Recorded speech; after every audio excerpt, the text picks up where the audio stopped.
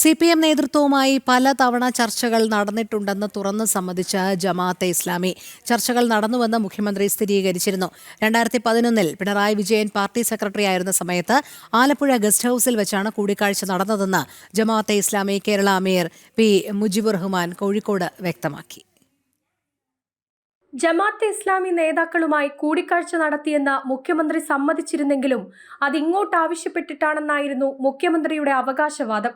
അവര് ഞങ്ങളെ കാണണം എന്ന് ഇങ്ങോട്ട് ആവശ്യപ്പെടുകയാണ്. ഒന്ന് സംസാരിക്കാനുണ്ട്, ഞങ്ങൾക്ക് സംസാരിക്കാൻ അവസരം തന്നുകൂടെ? അങ്ങനെ ഒരു ആവശ്യം വന്നപ്പോൾ എന്നെ അവർ കണ്ടിട്ടുണ്ട് എന്നുള്ളത് വസ്തുതയാണ്.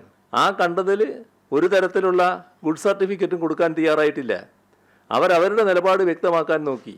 ഒരു ഘട്ടത്തിൽ അവരുടെ കൂടെ സോൾഡാറ്റിയുടെ യുവാക്കളും ഉണ്ടായിരുന്നു. അപ്പോൾ ഞാൻ അവരോട് അവർ പറഞ്ഞു ഇത് സോൾഡാറ്റിയുടെ നേതാക്കളാണെന്ന് പറഞ്ഞു. അപ്പോൾ ഞാൻ പറഞ്ഞു ഇവരല്ലേ ഏറ്റവും വലിയ സാമൂഹ്യ വിരുദ്ധർ.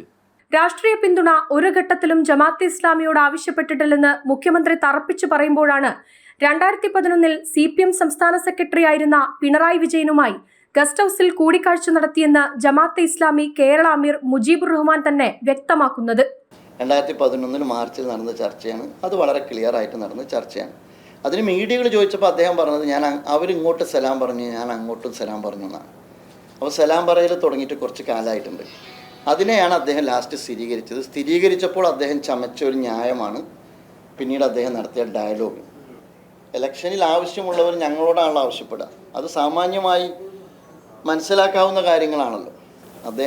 അദ്ദേഹം മുഖ്യമന്ത്രി എന്ന അർത്ഥത്തിൽ അദ്ദേഹം അതിൽ വളരെ നിരുത്തരവാദപരമായ സ്റ്റേറ്റ്മെൻറ്റാണ് നടത്തിയത്. മാത്രമല്ല അതിനുശേഷവും ഒരുപാട് ഡിസ്കഷൻസ് നടന്നിട്ടുണ്ട്. ഞാനത് വെളിപ്പെടുത്താത്തത് അദ്ദേഹത്തെ പോലെ ചില കോൺഫിഡൻഷ്യൽ ടോക്ക് അങ്ങനെ തന്നെ നിന്നോട്ടെ എന്ന് വിചാരിച്ചിട്ടുണ്ട്. LDFുമായും UDFുമായും പരസ്പരം സഹകരണമുണ്ടായിട്ടുണ്ടെന്ന് ജമാഅത്തെ ഇസ്ലാമി സമ്മതിക്കുമ്പോൾ ഇനി എന്താണ് ഇടത് വലത് മുന്നണികളുടെ നീക്കമെന്നാണ് രാഷ്ട്രീയ കേരളം ഉറ്റുനോക്കുന്നത്. ജനം, കോഴിക്കോട്.